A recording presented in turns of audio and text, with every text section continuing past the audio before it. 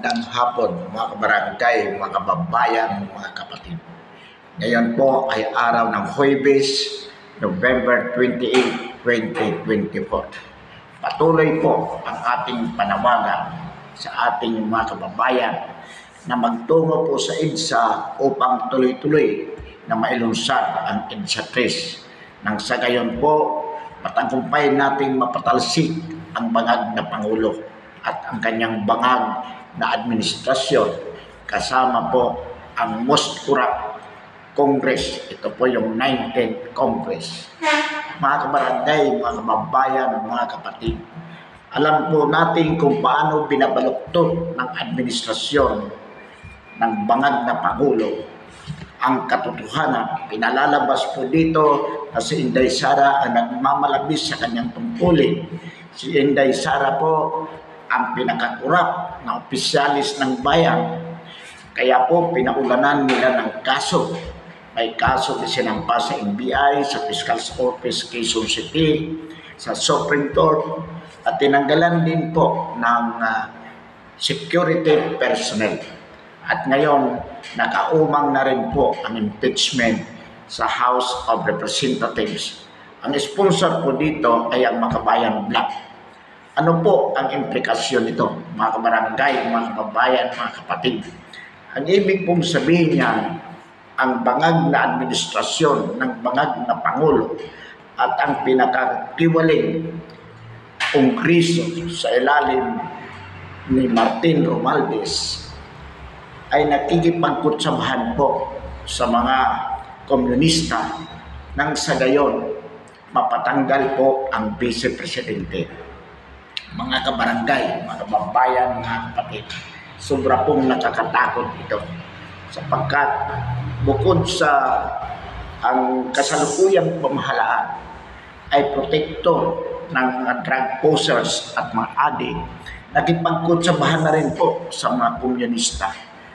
So ano po ang mangyayari sa mapayapang mga mamamayan? Tayo po ay malalagay sa panganib. Nais po nilang mapatanggal ang Vice Presidente sapagkat alam po nila na ito ang hadlang sa mga sindikato o sa pagsisindikato na kanilang ginagawa sa ating gobyerno. Mga kabarangay, mga kababayan, mga kapatid, hindi po natin dapat ito hayaan. Kailangan tutulan po natin sa pamamagitan ng pagpunta sa EDSA at mapatalsik ng tuluyan ang bangag na Pangulo at mabuwag ang pinakakurap na Kongreso. Kasama na rin po dyan ang Senado, mga kabarangay, mga kababayan, mga kapatid.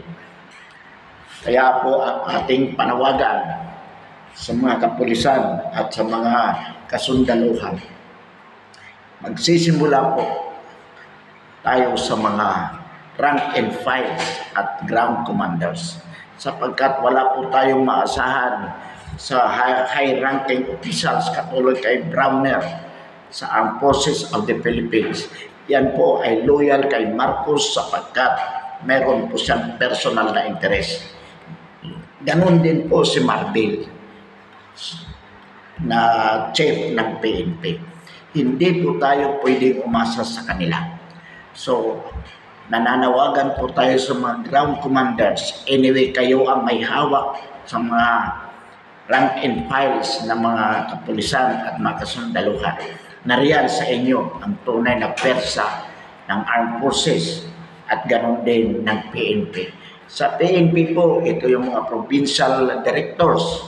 Sila po ang may hawak ng mga kapulisan sa kanilang probinsya. So nananawagan po tayo, ang inyong pong loyalty ay wala sa inyong commander-in-chief. Kung itong commander-in-chief na ito ay isang adik, isang bangag na Pangulo, wala po dyan dapat ang inyong loyalty.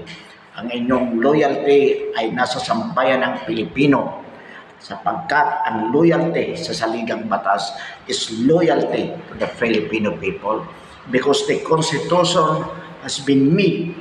It has been enacted to protect the people.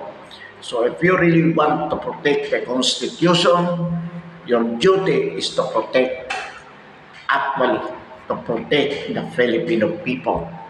At kitang-kita po naman natin kung ano ang interest ng sambayan ng Pilipino. Hindi po ito hindi po ito ipinagtatanggol ng kasalukuyang gobyerno, sapagkat ang kanila pong ipinagtatanggol ay ang sarili nilang interest laban sa interes ng sambayan ng Pilipino. Kitang-kita po yan, mga kabarangay, mga kababayan, mga kapatid. Sa bahagi po ng Kongreso, sinasabi nila na kaya nila iniimbestigahan ang OVP sa paggamit ng 125 million in confidential funds noong 2022. Samantalang bilyon-bilyon ang nawawalang pera ng gobyerno. Pero hindi po nila ito iniimbestigahan. Halimbawa po dyan, yung flood controls, 550 billions na di umano ay na-divert. 19 billion pera ng PhilHealth. 700 billion ang program funds. At mayroon pa pong Maharlika funds. Billions din po. At ayon sa balita, meron din pong reserve goods na ibininta na worth 129 billion. So bakit hindi ito iniimbestigahan ng lower house kung talagang sadyang pinoprotektahan nila ang kaban ng bayan? Ang kanilang ginagawa, ilang buwan na po yan, both the Senate and the lower house, imbestigahan ang mga Duterte upang palabasin sa sambayan ng Pilipino na ang mga Duterte ang mayroong masamang ginawa sa ating bansa. Samantalang ang epekto ng kanilang ginagawa ay protektahan ang mga drug lords at mga drug pushers. Protektahan ang katiwalian sa ating pamahalaan. The government is diverting the issue against the Duterte family. Samantalang kung tutuusin natin, si Pangulong Duterte, ang dating Pangulong Rodrigo Roa Duterte, ang makikitaan mo ng tunay na pagmalasakit sa sambayan ng Pilipino. At gayon din po ang kasalukuyang Vice Presidente na si Sara Duterte.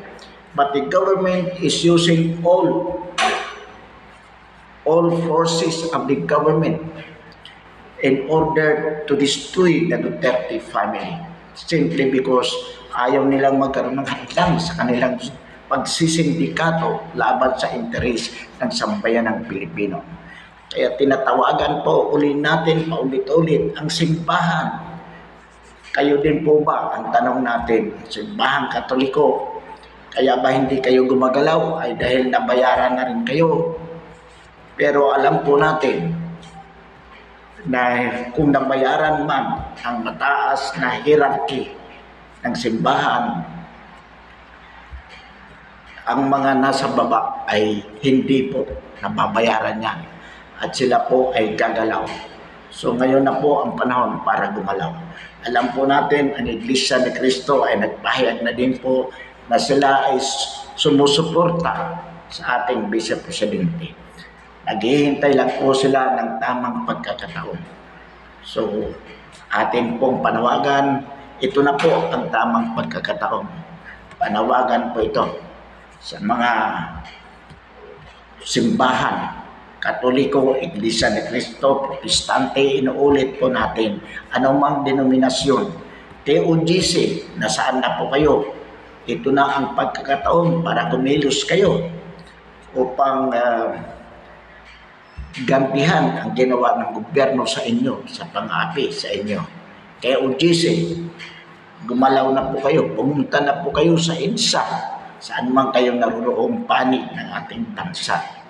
Inuulit po natin sa mga kasundaluhan natin, sa mga kapulisan, ground commanders, kayo po ang decision makers. Huwag niyo pong hayaan na kayo ay maging tutak ni Marbil sa bahagi ng mga kapulisan. Sa bahagi naman ng armed forces, huwag po ninyong hayaan na maging tuta kayo ni Browner. Kung sila po ay nababayaran, kung si Browner at si Marbil ay nababayaran sa Gibo. At ang DILG, siyempre, talagang mga loyalista yan ni Marcos dahil hindi naman sila i-appoint dyan kung hindi sila loyalista. Kaya nananawagan po tayo sa ground commanders, sa kapulisan, at the level of the provincial directors, sa mga kasundaluhan, sa mga camp commander po. Alam po natin kung kayo ang magdideklara of your withdrawal of support to the Commander-in-Chief, susunod po ang iba. Mayroon lamang pong isang maglakas ng loob na magdeklara ng kanyang withdrawal of support. Tuloy-tuloy na po yan, mga kabarangay, mga kababayan, mga kapatid. Sa ating mga mamamayan, paramihin po natin ang tao sa EDSA. Sapagkat pag nakita na po ng mga kasundaluhan ito na marami na ang tao, milyon na ang tao sa EDSA, sila po ay magdideklara na rin ng withdrawal of support to their Commander-in-Chief. Sapagkat sasabihin nila na kailangan nilang panigan ang tao na siya naman talaga na dapat nilang protektahan. Kaya sa ating mga kababayan, saan man kayo naroon, lalo na po dyan sa malapit sa Metro Manila o sa loob ng Metro Manila, magpunta po tayo sa EDSA. Huwag na po natin itong titigilan, mga kabarangay, mga kababayan, mga kapatid. At doon naman sa ating mga OFWs, magpadala po ng tulong, suporta, pagkain, inumin sa ating mga kababayan na nariyan sa EDSA. Sa ating pong mga may kayang mamamayan, kayo po ang mag-sponsor, magpadala ng mga mag-upa ng mga sasakyan upang nasa malayo ay makarating po sa EDSA. Sapagkat maraming gustong dumating dyan, wala namang pamasahe, kaya hindi po makapunta. So nananawagan tayo sa ating mga mamamayan sa bawat komunidad na kung pwede po